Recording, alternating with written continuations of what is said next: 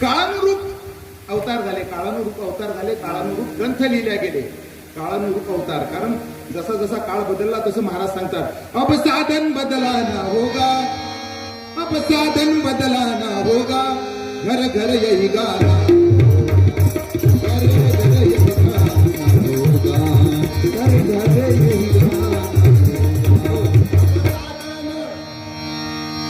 आणि त्यानुसार सर्व ग्रंथ लिहिले गेले. आणि म्हणून वंदनीय राष्ट्रसंताचा जो अवतार आहे तो जगातला सर्वात शेवटचा अवतार आहे. संत अवताराच्या मध्ये सर्वात शेवटचा अवतार वंदनीय राष्ट्रसंताचा आहे. याच्यानंतर संत जन्माला, संताचे अवतार झाले नाही. काय गोष्ट करता महाराज, संत तर खूप आले, रोज टीव्हीवर दिसतात, काही टीव्हीवर दिसून राहिले, आता जेलातही चमकून राहिले.